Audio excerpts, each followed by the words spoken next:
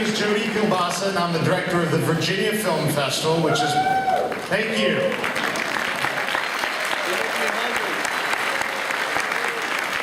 Which is presented by the University of Virginia and the College and Graduate School of Arts and Sciences. Now, you're all in for a very special treat this afternoon, evening.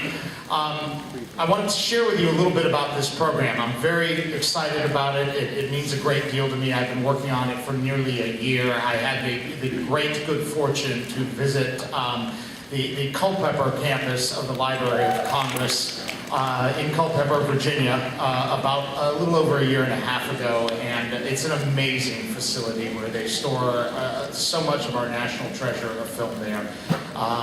They preserve this film, they store it. It's an exceptional facility.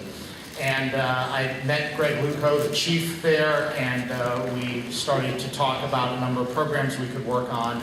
And each year, they started in 1988, actually, Congress passed a bill which established the National Film Registry. Films that are deemed culturally significant, artistically significant, to be added to a list. It's a remarkable list that has grown well over 500 films since then. And we thought we would find a way to throw focus on the National Film Registry. I approached Turner Classic Movies, and they were certainly kind enough to join in this partnership with us. So now, this partnership is a mouthful. It is called the Turner Classic Movies and the Library of Congress Celebrate the National Film Registry, hosted by TCM's Ben Mankiewicz. But you know, it's really a one-of-a-kind program right now, and I'm excited about it. We're screening 5 films this morning. We had a free Family Day screening of a classic film, National Velvet, that I grew up as a child loving.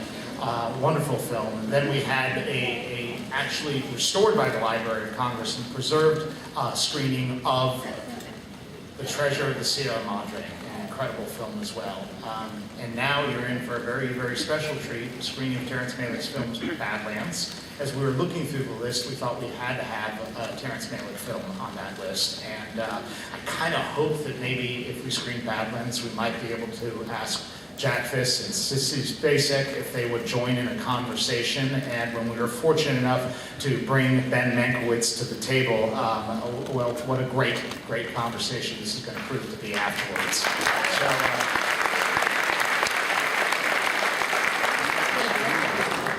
I'm going to encourage you to stick around afterwards and listen to that conversation. And without further ado, with great pleasure, it is an honor for me to introduce Turner Classic Movies' Ben Mankiewicz.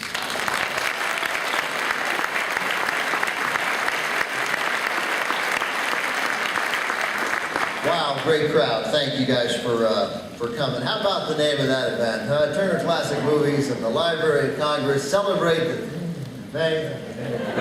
Welcome! Yeah, we could name them. So I want to start with this first thing because there are, when Terrence Malick made this film, his first film, the reviews instantly recognized it as something special. Variety called Badlands a uniquely American fairy tale. The New York Times said Martin Sheen and Sissy Spacek give beautifully detailed performances.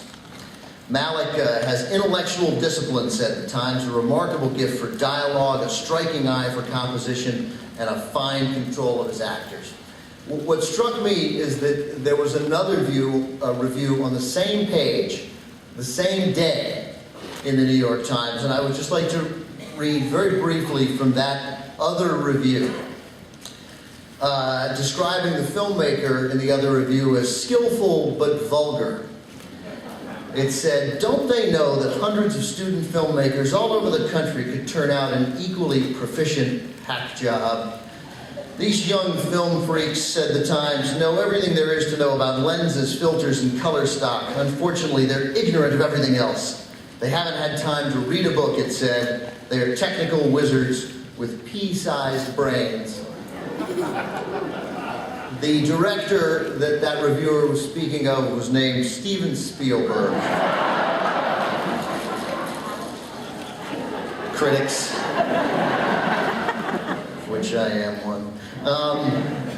Terrence Malick was born in 1943. He was born in Texas. He went to Harvard. He went to Oxford. He studied at the American Film Institute.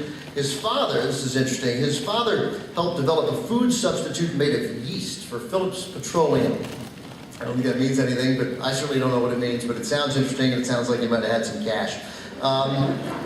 He raised the $355,000 to make Badlands all on his own, raised it personally. The film, of course, with Sissy Spacek, Martin Sheen, and Warren Oates. And it began a career for Terrence Malick that over 38 years, he made 29 other movies. He's a regular at Hollywood parties. You can see him on TMZ. Oh, wait, that's not Terrence Malick. 1978, he followed it up with Days of Heaven. Then it took 20 years to get another film out of him. The Thin Red Line, New World in 2005. Tree of Life, anybody, I don't know if they saw it last year, is a remarkable movie.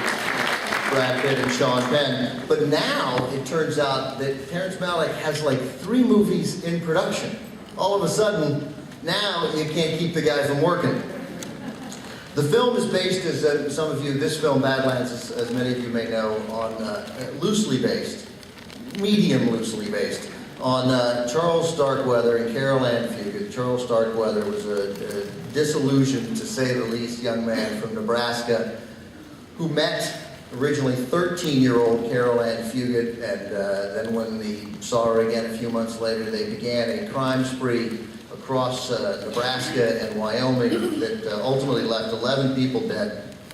There's no way that I can get up in front of people to introduce a movie like Badlands and not talk about the only person who I think I would be speechless in front of, and that would be Bruce Springsteen. And Bruce has written 2 songs sort of inspired by the actual case and inspired by the movie. Though the song Badlands itself, he'd seen a poster of it, doesn't refer to the movie or to Starkweather in particular. It is the story of an angry, disillusioned young man, clearly sort of inspired by the movie. And then his song Nebraska off the album Nebraska, the title track, actually opens with the same scene that you're going to see opening the movie. I saw her standing on her front lawn, just twirling her baton. Me and her went for a ride, sir, and 10 innocent people died. It's a powerful song, it's a powerful film.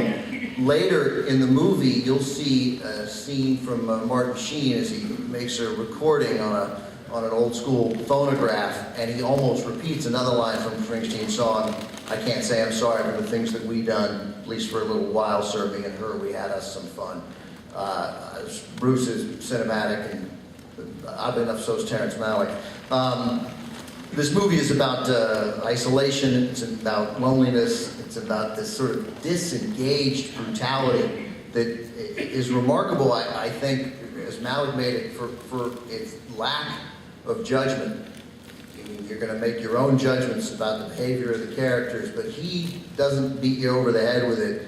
In a sense, you want them to take joy in the brutality, but they don't. It is so matter-of-fact, so disengaged, that that's what's most alarming about it. And I think that Sissy Spacek, and I'll talk to her about this, I think that her narration in the film is perhaps, and if anybody sees me afterwards, it's a conversation I'd love to have. I think it's the best narration I've ever seen in any movie. It is a chilling film, it's beautiful, it's tragic, it's ugly, it is so many things. One final word about Starkweather that I wanted to mention. I read it in a review that I was reading of the film written by Roger Ebert. Before Starkweather was executed, to give a sense of his lack of connection with his own deeds and his lack of sense of the punishment fitting the crime, he was outraged that he was being executed, and he was executed in 1959 after he was caught. He was outraged that these people could go ahead and execute him before he'd been to a big city, or before he'd eaten at a fine restaurant, or before he'd seen a big league game. Again, the movie is not directly their story, but it's taken from it. But Malick does things that I don't think any other filmmaker would ever do. It's an amazing film. Afterwards, please stick around and we'll talk to Sissy Spacek and Jack Fisk. But here's the film from 1973, Badlands.